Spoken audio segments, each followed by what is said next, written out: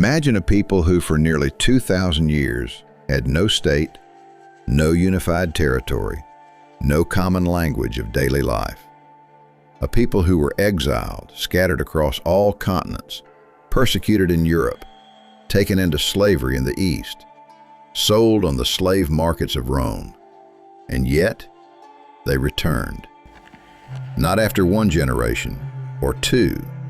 After 19 centuries, this people founded their own state on the very land from which they had once been exiled.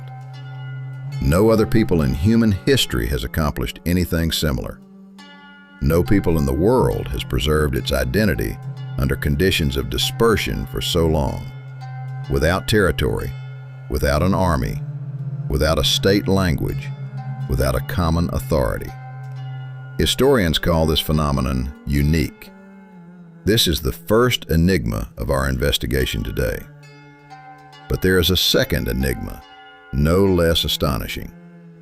In 1917, British Foreign Secretary Arthur James Balfour signed a document that opened the way for Jews to their historical homeland. This document entered history as the Balfour Declaration, one of the key political acts of the 20th century, which changed the fate of an entire people and the map of an entire region. However, the same Balfour, in 1905, actively supported a British law restricting the entry of Jews into England. In his public statements, he called them undesirable aliens. According to available historical evidence, Balfour perceived Zionism, that is, the movement for the creation of a Jewish state, not as an act of historical justice, but as a convenient way to direct Jews away from Western capitals, ridding Europe of their presence. In other words, the document that gave an entire people hope of returning home was written by the hand of a man who did not want to see these people near himself. How did it happen that precisely such a person became one of the architects of Jewish statehood? And how did this story come about at all? The story of a people that began with one man who left his home in Mesopotamia 4,000 years ago. How did this solitary journey grow into a civilization that gave birth to 3 world religions, gave the world law, prophets, poetry, and science, and yet did not disappear despite all attempts to destroy it?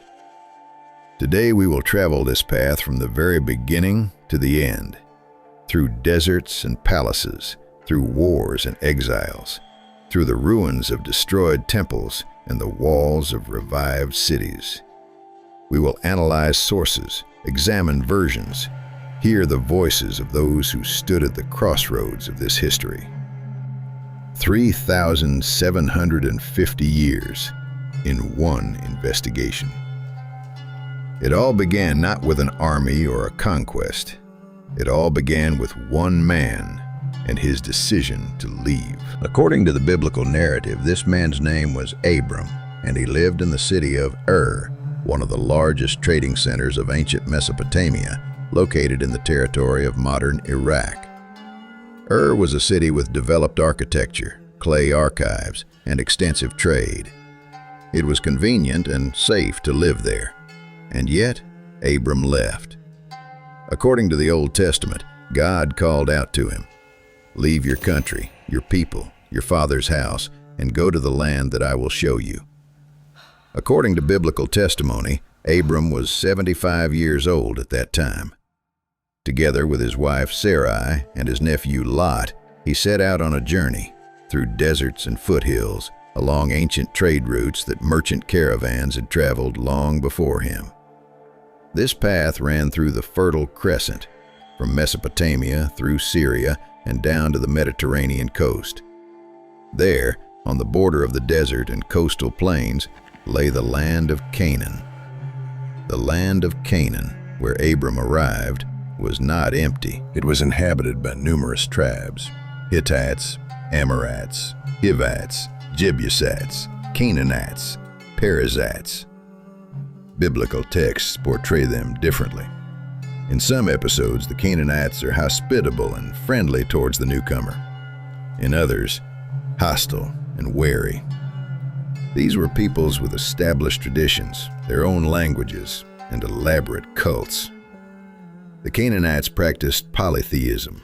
They had gods of fertility, gods of rain, gods of war.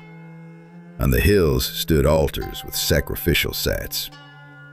It was into this world of polytheism that a man came, carrying something completely different. Faith in a single God who had made a special and exclusive covenant with him. According to biblical testimony, Abram and his family gradually settled in Canaan. They roamed this land, herded livestock, stopped at wells, and pitched tents.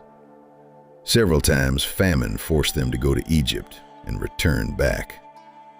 Life was full of difficulties, but the covenant remained in force. At 99 years old, according to tradition, Abram made a new, more solemn covenant with God, and his name was changed.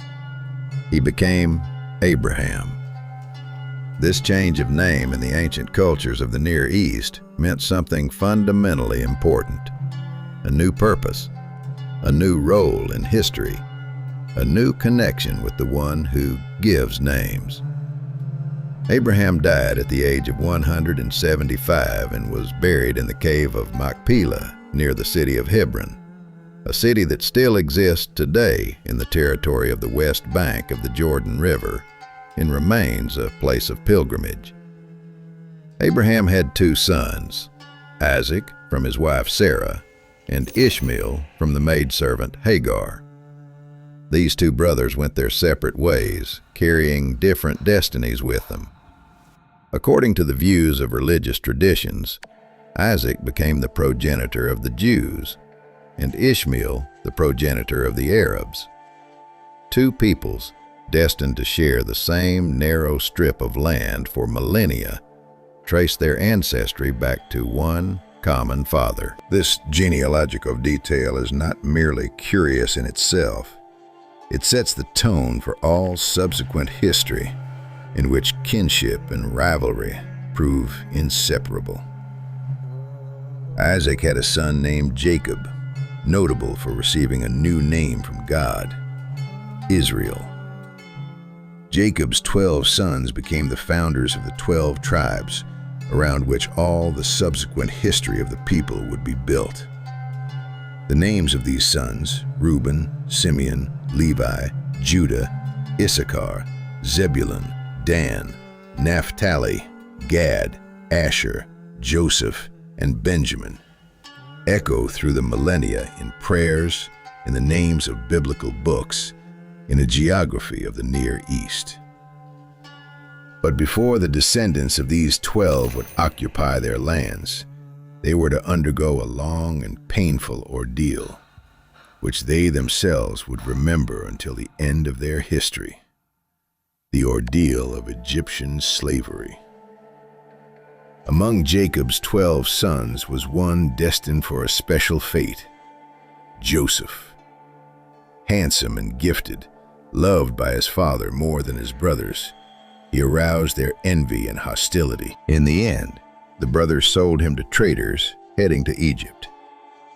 Joseph found himself in a foreign country, without family, without language, without protection. He was bought by one of the Egyptian nobles. Then, accused of a crime he did not commit, he ended up in prison. It seemed like the end. But it was in prison that he was noticed. He could interpret dreams. Pharaoh dreamed of 7 fat cows and 7 lean ones, 7 full ears of grain and 7 empty ones, and no one at court could explain this dream. Joseph explained: 7 years of abundance, 7 years of famine. Grain must be stored. Pharaoh believed him and made Joseph the manager of the entire country's food system. When the famine came, and it came exactly as Joseph had predicted, peoples from all over the Near East came for grain, including Joseph's brothers. The meeting was bitter, and reconciling at the same time. In the end, the entire family, 70 people, moved to Egypt. At first, they lived there in peace and prosperity, under the patronage of a high-ranking relative. But Joseph died, and the pharaohs changed, and the Israelite people multiplied, and this began to frighten the Egyptian rulers. Fear of a growing foreign people turned into harsh measures. The Israelites were enslaved. They had to build the pharaoh's cities, Pithom and Ramses, under the scorching sun, worked to exhaustion, buried dead comrades right at the construction sites. According to the testimony of the Old Testament, they spent 430 years in Egypt. And then Moses appeared, a man who was to become not just a leader of the people, but a lawgiver, a prophet, and one of the most influential figures in the history of human civilization. His story begins with a paradox. Born a Jew at a time when Pharaoh ordered all newborn Jewish boys to be drowned, he was saved when his mother placed him in a basket and set it adrift on the Nile. The basket was found by Pharaoh's daughter. The boy grew up at the Egyptian court as a prince, accustomed to luxury, education, and power. But his roots would not let him go. Seeing an Egyptian overseer torturing a Hebrew slave, he killed the overseer and was forced to flee into the desert.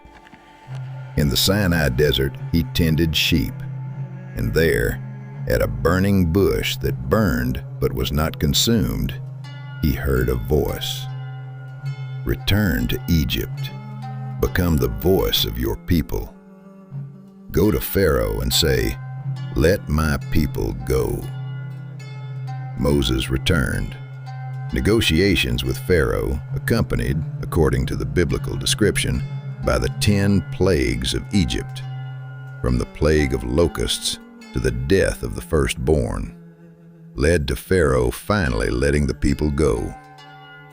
The crossing of the sea, 40 years of wandering in the desert, receiving the 10 commandments on Mount Sinai.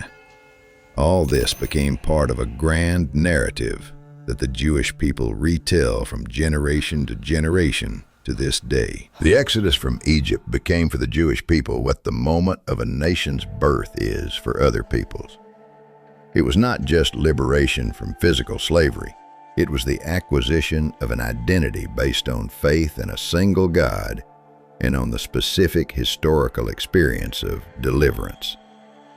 It was during the wanderings in the desert that Moses received the 10 Commandments on Mount Sinai, the foundation of Jewish law.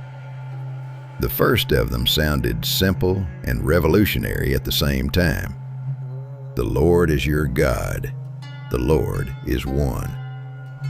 In a world where every city had its own God, every natural element its own patron, every pharaoh declared himself the living embodiment of a deity, this idea was a genuine revolution in the history of human thought. Monotheism became the cornerstone on which not only the history of the Jewish people was built, but subsequently 2 world religions, Christianity and Islam, both of which grew directly from this tradition. The Ark of the Covenant, a wooden chest covered in gold, containing the tablets with the 10 Commandments, became the most sacred relic of the people. It was carried before the army on special poles. Its presence meant the presence of God Himself. Rituals and political decisions were built around it. And it was with this ark that the Israelites, under the leadership of Joshua, Moses' successor, entered the Promised Land. But the entry into this land was not peaceful. Canaan, where the descendants of Abraham returned after more than 4 centuries of absence, was still densely populated by numerous tribes with fortified cities, chariots, and their own military traditions. The conquest took not years, but generations. Joshua commanded an army that fought city by city.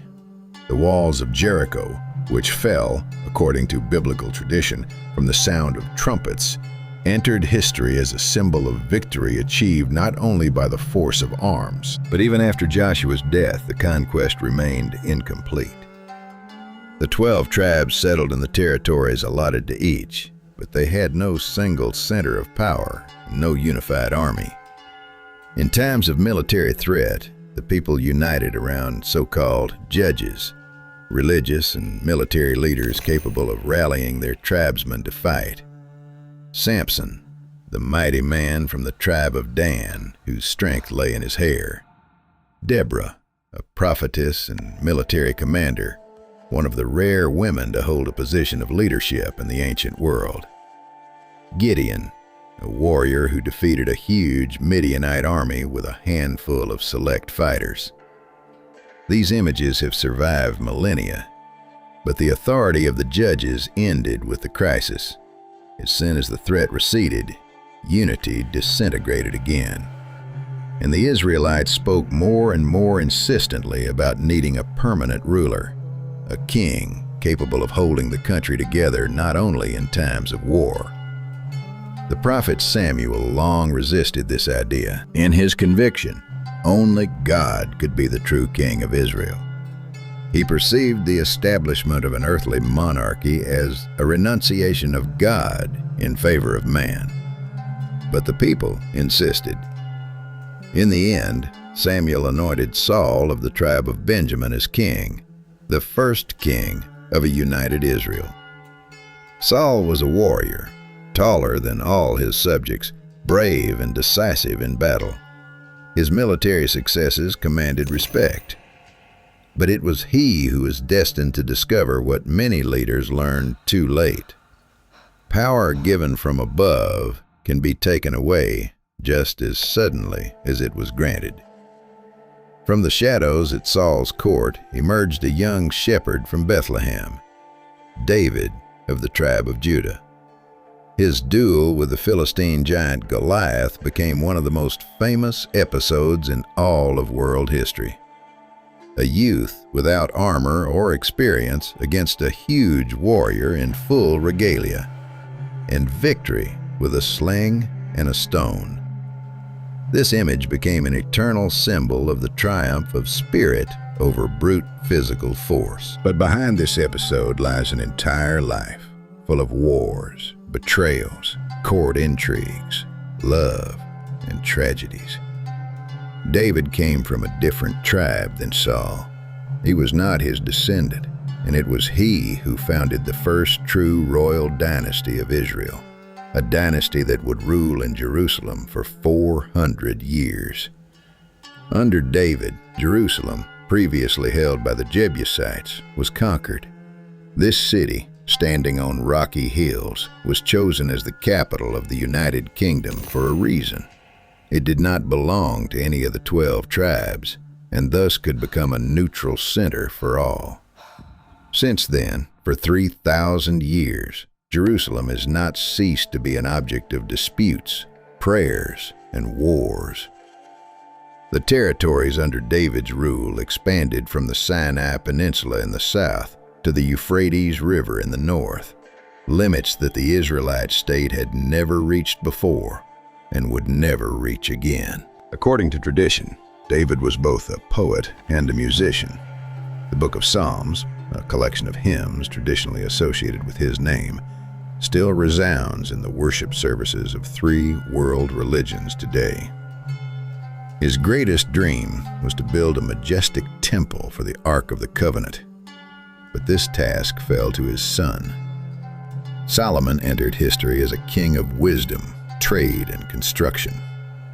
Under him, the first temple in Jerusalem was built, a structure of Lebanese cedar and gold, its inner walls covered with carvings and gilding. In its Holy of Holies was placed the Ark of the Covenant. Finally, after centuries of wandering and temporary shelters, the most sacred relic of the people found a permanent home.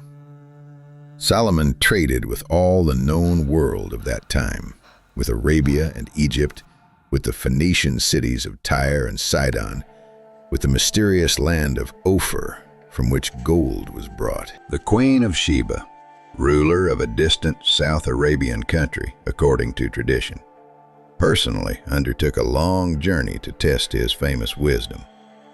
This was a golden age. The people of Israel would never again achieve such a level of prosperity and peace. But the splendor of Solomon's kingdom concealed deep cracks. Luxury required money. Money required taxes. Taxes bred discontent, especially among the northern tribes, who felt that the main beneficiary of the kingdom's wealth was Judah and Jerusalem, not them. After Solomon's death, his son Rehoboam inherited the throne. The leaders of the northern tribes came to pay homage to him with one demand: lighten the burden your father placed upon us. Young courtiers advised him to answer harshly, and he listened to them. His reply entered history as an example of the arrogance of power. "My father chastised you with whips, but I will chastise you with scorpions." The rupture was immediate. Around 931 BC, the United Kingdom split into two states. The 10 northern tribes created their own, the Kingdom of Israel, with its capital in Samaria. The 2 southern tribes, Judah and Benjamin, remained under the rule of David's descendants in Jerusalem, forming the Kingdom of Judah. A division that might have seemed a political episode proved irreversible. From this moment, the history of the Jewish people unfolds on 2 parallel stages, and both ultimately end in catastrophe. The northern kingdom lasted just over 200 years. In 722 BC, the Assyrian army, one of the most formidable military machines of the ancient world, equipped with siege engines, war chariots, and refined logistics, captured the northern kingdom's capital, Samaria. The Assyrians applied a tested method of governing conquered peoples: mass forced resettlement. The inhabitants of conquered territories were deported to other parts of the empire, and settlers from other regions were brought in their place. This method was aimed against the very possibility of national self-awareness. It severed family ties, blurred identity, and deprived a people of its historical memory. The 10 northern tribes of Israel, led into Assyrian exile, gradually dissolved among foreign peoples.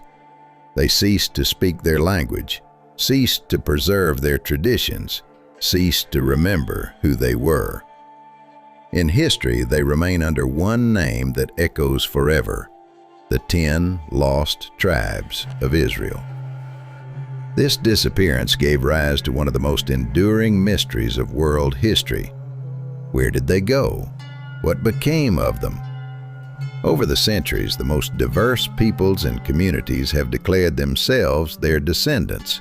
Mountain tribes of Afghanistan, some communities in India, Ethiopian Beta Israel Jews, certain groups in Japan, Native American tribes of the American continent. Some of these versions are supported by individual researchers, and debates around them do not subside. But a historically confirmed answer to the question of the fate of the lost tribes does not exist to this day. This is one of those mysteries that history, it seems, does not intend to reveal. Meanwhile, the southern kingdom of Judah continued to exist. It survived the demise of its northern neighbor, survived several Assyrian invasions, and continued to hold on, relying on the Jerusalem temple, on the memory of David and Solomon, on the tradition of prophecy. The great prophets, Isaiah, Jeremiah, Micah, lived precisely in this period and left texts that became part of world religious literature. They warned kings, denounced injustice, predicted catastrophe. Their predictions came true. In 587 BC, the Babylonian army under the command of King Nebuchadnezzar took Jerusalem. The siege lasted for months. When the walls fell, that which no one wanted to allow, and which happened anyway, occurred. Solomon's Temple, which had stood for 4 centuries, the focal point of the entire religious life of the people, the repository of the Ark of the Covenant, was destroyed and burned. The city lay in ruins. Most of Jerusalem's inhabitants were taken captive to Babylon. The kingdom of Judah ceased to exist. Thus began the Babylonian captivity, one of the most difficult periods of Jewish history, giving rise to an entire layer of religious and poetic literature that has survived to this day. It was then that the lines were written that became one of the most poignant texts about longing for the homeland. By the rivers of Babylon, there we sat down and wept when we remembered Zion. It was at this time that questions arose that became defining for all Jewish thought. How can a people maintain a connection with God far from the temple? How to pray without an altar, without sacrifices, without the holy city. How to be God's people when this God, by all external signs, allowed the destruction of the very place where he dwelt. The answer to these questions was the development of the synagogue, a gathering for prayer and study of Scripture as an alternative center of religious life. It was in the Babylonian exile that the Jewish people first learned fully how to be themselves without a state, without a temple, without their native land. This ability would later play a key role in their survival. The captivity lasted 50 years, and then something happened that no one expected. The Persian king Cyrus the Great conquered Babylon in 538 BC. Cyrus was a ruler of a type rare for his time. He did not seek to destroy the cultures of conquered peoples, but preferred to preserve them, winning loyalty through respect for local traditions and shrines. His policy was both humane and pragmatic. That same year, he issued a decree allowing the Jews to return to Jerusalem and rebuild their temple. The Jews were granted the status of a self-governing province within the Persian Empire. For the first time in history, an entire people was returning to their homeland from exile, not by force of arms, but by royal decree. Not everyone decided to return. Many Jews, over generations of life in Babylon, had established their lives there, put down roots, and preferred to stay. Those who did return found a destroyed city and the ruins of the temple. Restoration took decades. By 458 BC, the priest Ezra and his assistant Nehemiah undertook the construction, first the city walls, then the temple. The second Jerusalem temple, built on the site of Solomon's, became the center of a new era in Jewish history, known as the Second Temple period. This period would last for more than 5 centuries. Let us pause for a moment. We have traversed 1,500 years of history, from one nomad who left Mesopotamia to an entire people twice exiled and twice returned. Each time, exile looked like the end. Each time it turned out, it was not. But the most astonishing thing is this. Precisely those periods when everything seemed lost, when there was no temple, no city, no land, it was then that this people created its most important texts. They recorded laws, collected prophecies, debated interpretations. Returning from Babylon, the Jews brought with them not just memories, but new books, new forms of prayer, a new depth of religious consciousness. In exile, texts were born that would later form the core of the Old Testament in its final form. Here it is appropriate to formulate the question differently. We are accustomed to thinking of exile as a tragedy. But perhaps it was precisely exile that generated the intellectual and spiritual toolkit that allowed this people to survive, while other peoples held on to land and disappeared with it. This people learned to hold on to an idea, onto a text, onto memory. This is not a romanticization of suffering. It is an attempt to understand the mechanism, and in this lies the key to our first mystery. The answer to it lies not in politics and not in military force. It lies in what happened in the Babylonian synagogues, in the libraries of Cordoba, in the Polish yeshivas, in the New York printing houses, in books, in debates, in memory. But ahead lay even more severe trials. The Second Temple period is a time when imperial masters changed over the Jews one after another. After the Persians came the Greeks. Alexander the Great conquered Judea in 332 BC. In general, his policy towards the Jews was tolerant. He respected their religion and did not insist on the adoption of Greek gods. But after his death, his heirs, the Diadochi, divided the vast empire among themselves, and Judea became a subject of dispute between the Ptolemies, who ruled Egypt, and the Seleucids, who ruled Syria. Initially, this coexistence was relatively peaceful. Jewish scholars translated the Torah into Greek.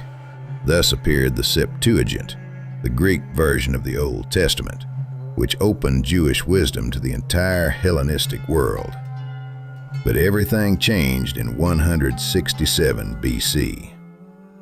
The Seleucid king Antiochus IV embarked on a course of forcibly implanting Greek culture among all the peoples of his empire, a policy the Greeks called Hellenization. He prohibited Jewish religious practices, circumcision, Sabbath observance, Torah study. He compelled Jews to participate in pagan sacrifices. And finally, the most unbearable, he desecrated the Jerusalem temple. He erected an altar to Zeus there and sacrificed a pig, an animal forbidden by Jewish law. For a believing Jew, this was not just blasphemy, it was the destruction of the meaning of existence. In the town of Modin lived a priest named Mattathias.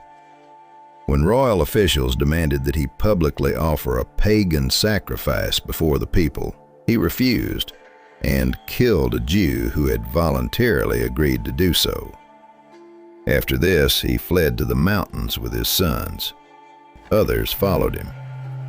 Thus began the Maccabean Revolt, one of the few popular uprisings in history to achieve its goal. Mattathias' sons, who gained the nickname Maccabees, meaning hammers, proved to be brilliant military commanders. Despite a colossal difference in weaponry and numbers, they repeatedly defeated a significantly stronger opponent, using knowledge of the terrain and high morale. In the year 164 BC, they entered Jerusalem and cleansed the temple of pagan symbols. The holiday of Hanukkah, celebrated by Jews to this day, originates precisely from this moment, from the miracle of the oil, which should have lasted for 1 day, but lasted for 8. After the victory, the independent Hasmonean dynasty was founded in Judea, the last independent Jewish state before the arrival of Rome. Rome arrived in 63 BC.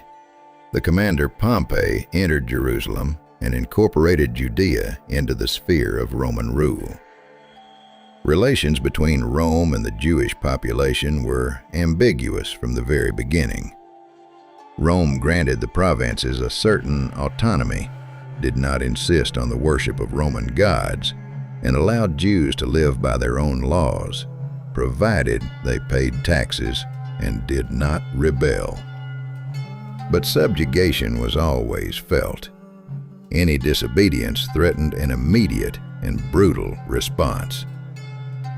During this period, Jesus of Nazareth lived and preached in Judea, a Jewish teacher whom his followers considered the Messiah, the Savior promised by the prophets. His crucifixion around the year 30 AD, a standard Roman execution for politically dangerous individuals, triggered a wave of consequences that would change human history far beyond Judea.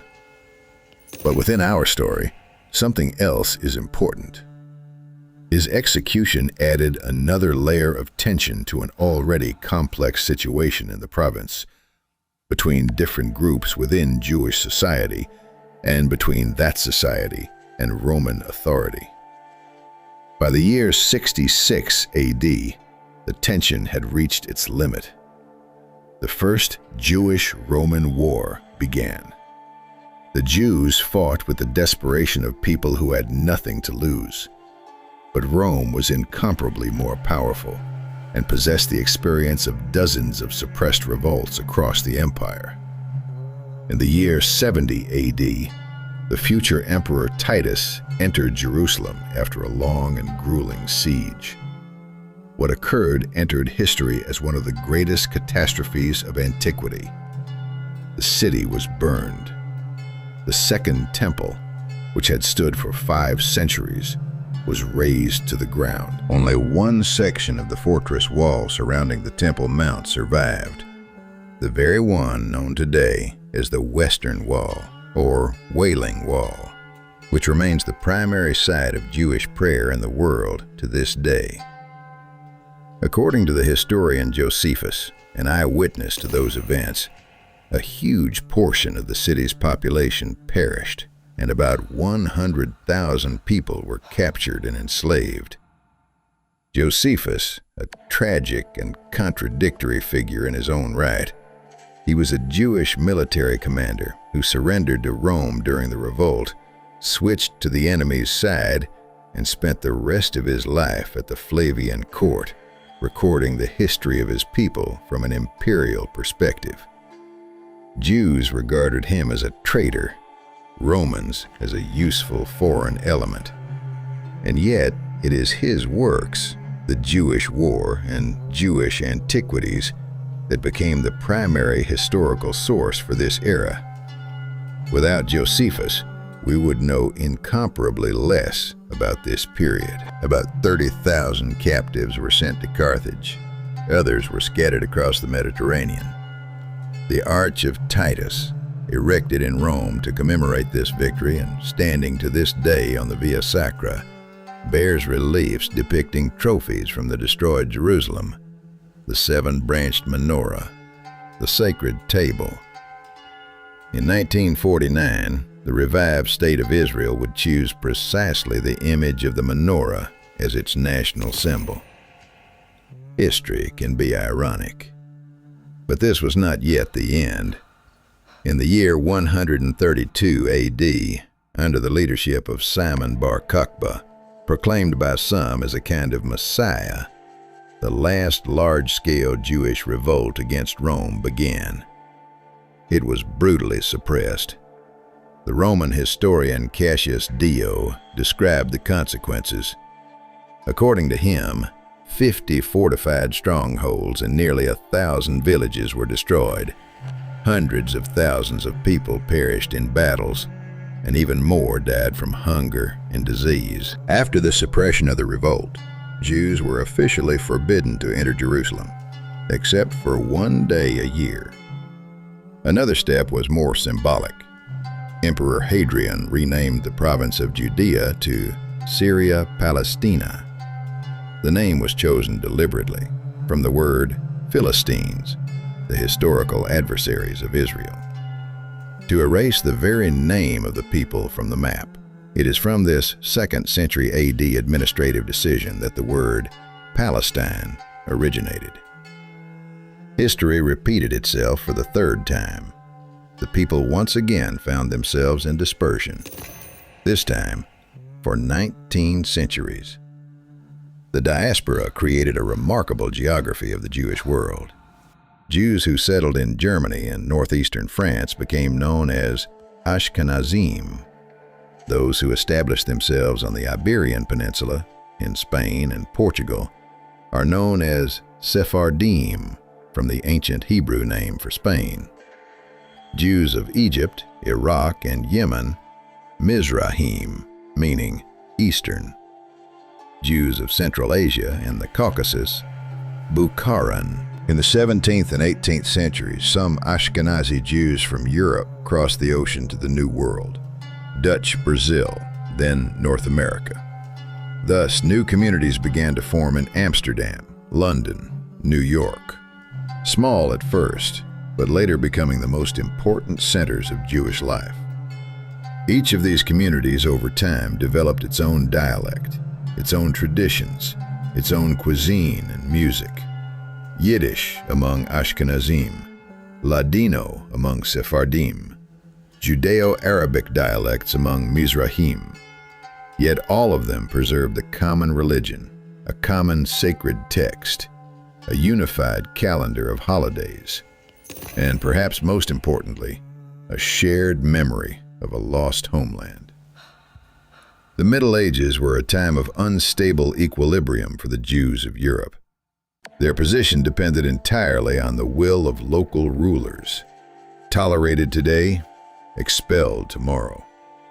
Pogroms, organized attacks on Jewish communities, periodically erupted across Europe, especially during times of social upheaval, when a scapegoat was needed. Jews were accused of plague epidemics, of secret conspiracies against the Christian faith, of the most unimaginable crimes.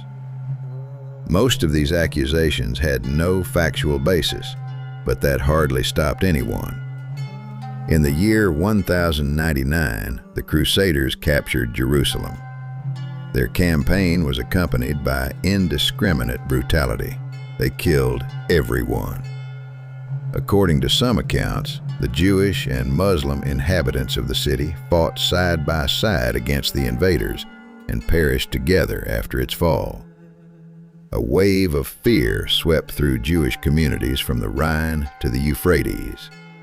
Yet it was precisely in the medieval centuries that Jewish scholars played an indispensable role as intermediaries between civilizations.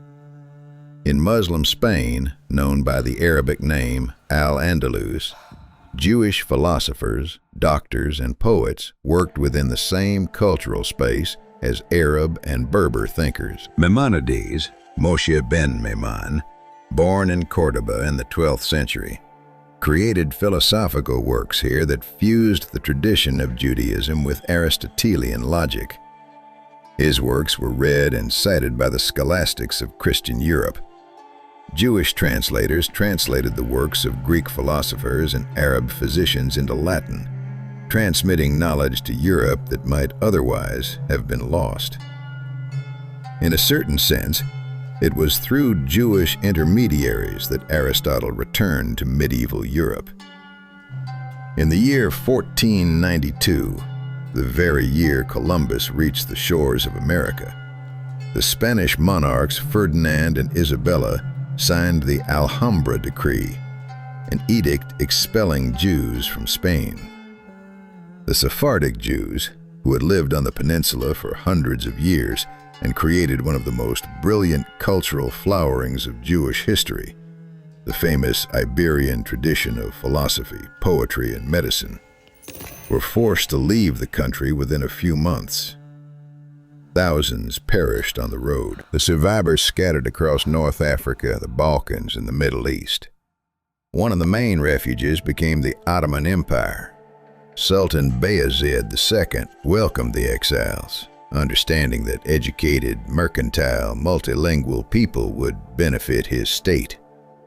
According to some historical accounts, he remarked that the Spanish monarchs, by expelling the Jews, were impoverishing their country and enriching his. Sephardim settled in Istanbul, Thessaloniki, Jerusalem, Alexandria, and for several generations preserved their Ladino language based on medieval Spanish. In the Ottoman Empire, which captured Jerusalem in 1516, Jews enjoyed relative freedom. They traded, built synagogues, held some administrative positions. They paid a special tax for non-Muslims and observed certain restrictions, but by the standards of contemporary Europe, their position was incomparably more stable. A curious historical detail. Both David Ben-Gurion, the future first Prime Minister of Israel, and Yitzhak Ben-Zvi, the future second president of the country, studied at Istanbul University in the early 20th century as subjects of the Ottoman Empire. Both came to receive an education in the capital of the very power that would disappear from the world map within a few decades, and on the ruins of its possessions, their state would arise. Ben-Gurion, by the way, in those years assumed that a Jewish state would emerge as an autonomy within a renewed Ottoman Empire. Revolutions, both Turkish and the World War, shattered this plan, opening a completely different path. History weaves threads in the most unexpected ways.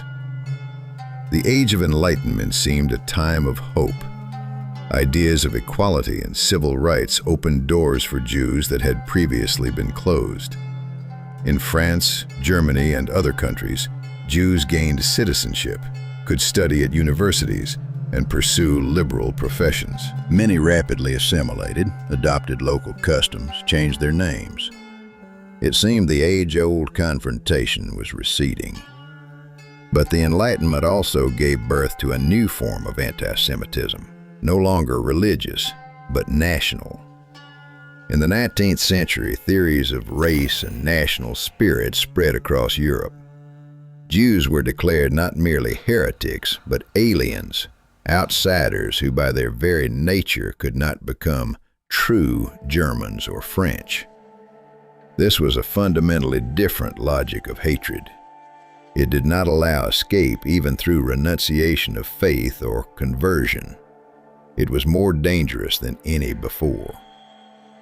It was against the backdrop of these changes that Theodor Herzl, an Austrian journalist of Hungarian origin, came to a conclusion that would change history. He saw how educated, assimilated Jews still remained outsiders in the countries of their birth. The Dreyfus Affair, the case of a French Jewish officer falsely accused of treason amid the roar of an anti-Semitic mob in a country considered a model of enlightenment, made a staggering impression on Herzl. He concluded, Jews would never be safe among other peoples. They needed their own land, their own state. Only in this way could they become subjects of history, not its victims. In 1896, Herzl published the book, The Jewish State, outlining his vision. It had the effect of an explosion in the Jewish world. The following year, the first Zionist Congress was held in Basel, the first organized gathering of supporters for the creation of a Jewish state. Herzl personally met with German Kaiser Wilhelm II and Ottoman Sultan Abdul Hamid II, attempting to secure their support. Both refused. Herzl died in 1904 at the age of 44, not living to see his idea realized. He was exhausted by years of negotiations, rejections, and organizational work. Shortly before his death, he wrote that he believed a Jewish state would be founded in 50 years. He was off by only 1 year.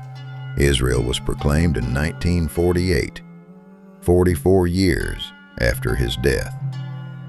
The movement he created could no longer be stopped. Jewish immigration to Palestine, called Aliyah, meaning ascent, gradually increased in waves. Those who arrived founded agricultural collectives, kibbutzim, built roads, drained swamps, and constructed cities. Tel Aviv, founded in 1909 as a small suburban settlement near Jaffa, would, within a few decades, become the first entirely Jewish city of the modern era. Meanwhile, the world was moving toward a catastrophe that would change everything. The First World War destroyed several great empires at once: the Russian, Austro-Hungarian, German, and Ottoman. For Jews, this meant several things simultaneously: the collapse of the familiar order, the opening of new opportunities, and new dangers. In Russia, the monarchy fell, under which Jews had been restricted in their rights and confined to the Pale of Settlement. The February Revolution of 1917 granted them civil rights for the first time in Russian history.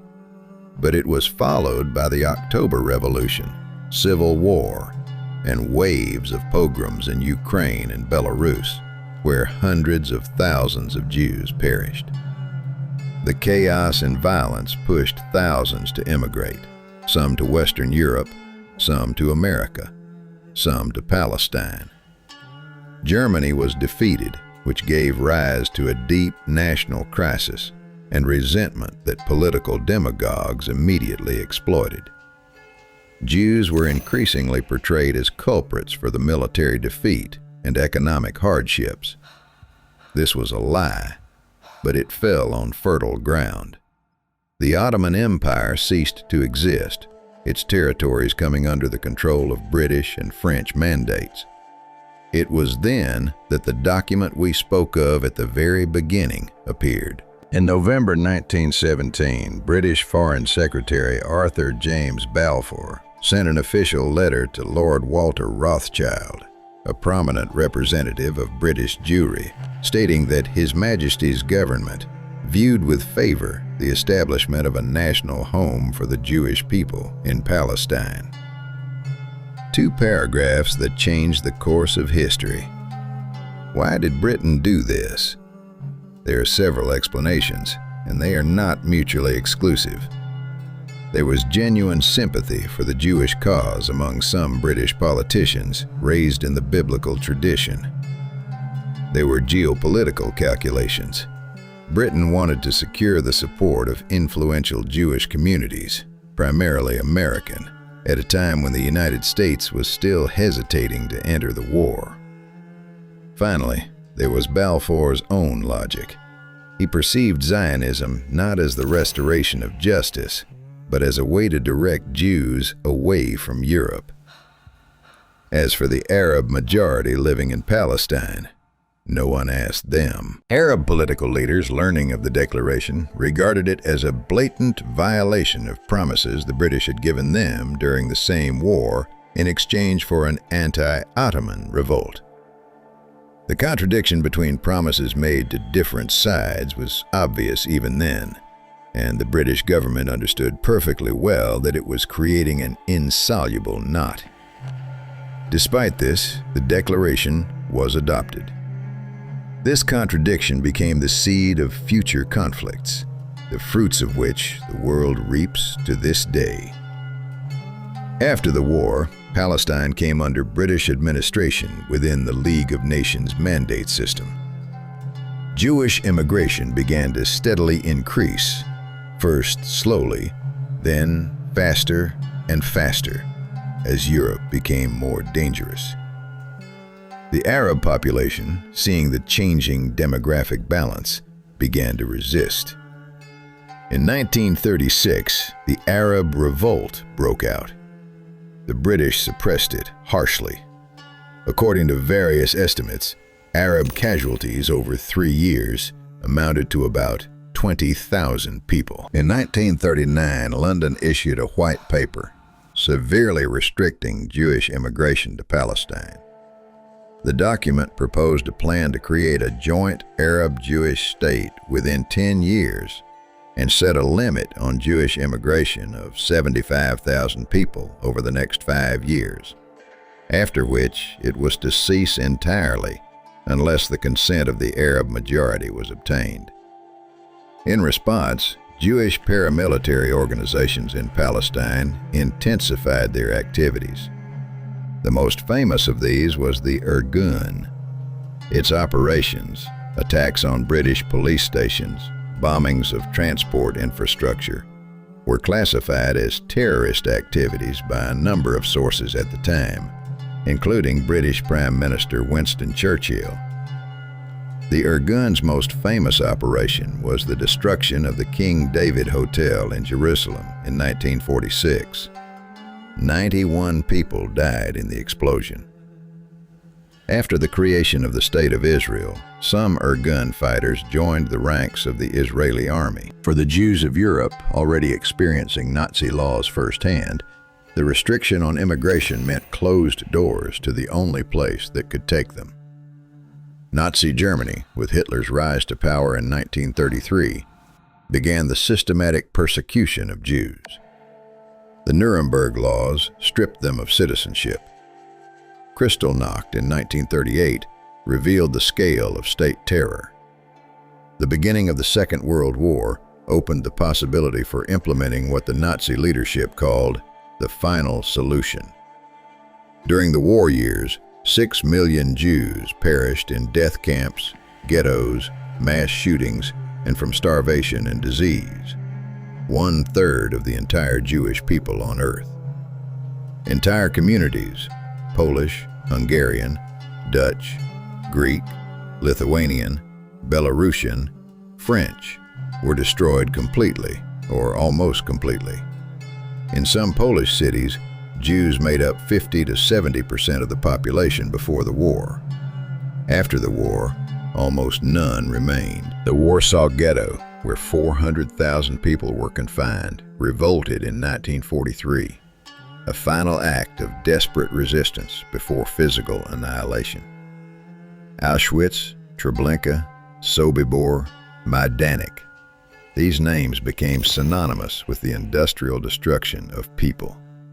The European Jewish world, which had existed for 1,000 years, creating a rich cultural, intellectual, and religious tradition, was exterminated within a few years. The scale of this catastrophe changed the political climate of the planet. It became obvious that the survivors did not want and could not return to the countries where their families had been destroyed.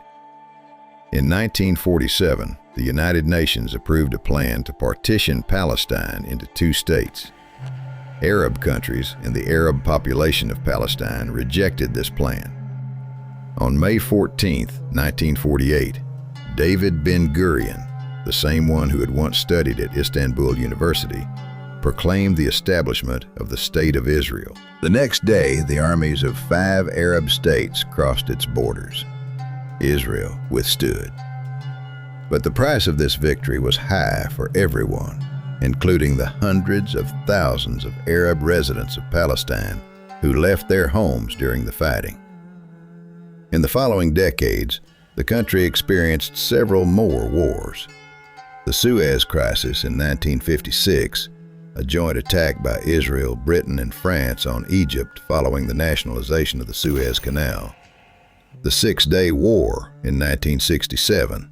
In 6 days, the Israeli army captured the Sinai Peninsula, the west bank of the Jordan River, the Gaza Strip, and the Golan Heights. This was a military triumph, but it also created a political knot that remains untangled to this day. The Yom Kippur War in 1973, a surprise attack by Egypt and Syria on the holiest Jewish holiday, bringing Israel to the brink of catastrophe and ultimately ending in its military victory. In 1978, Egypt and Israel signed the Camp David Accords, the first peace treaty between Israel and an Arab state. For this step, Egyptian President Anwar Sadat paid with his life, assassinated by Islamic radicals in 1981.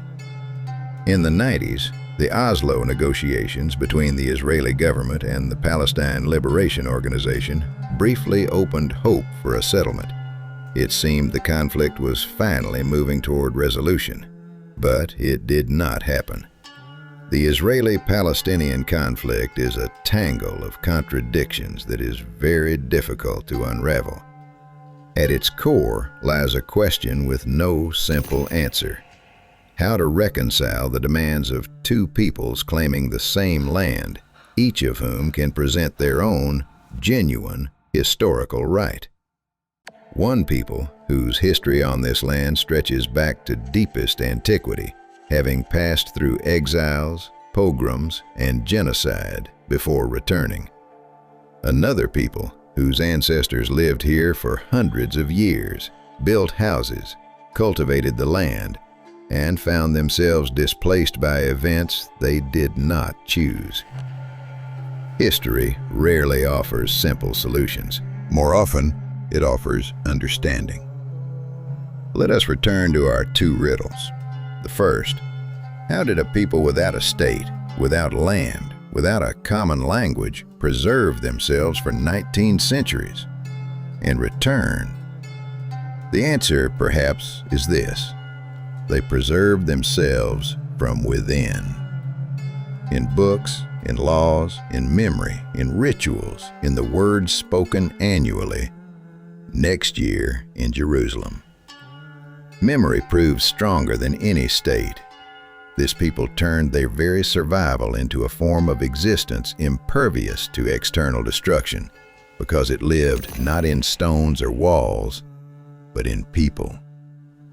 The second riddle: why was the document that opened the way home for the Jews signed by a man with anti-Semitic views?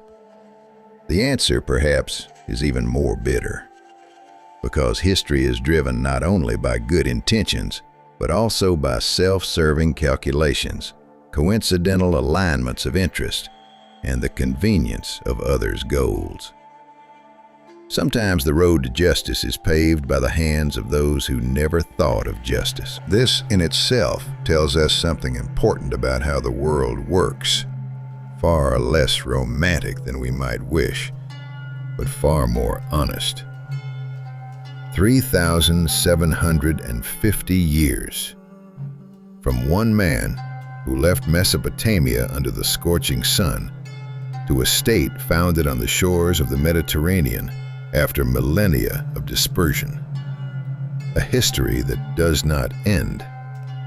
A history that continues right now.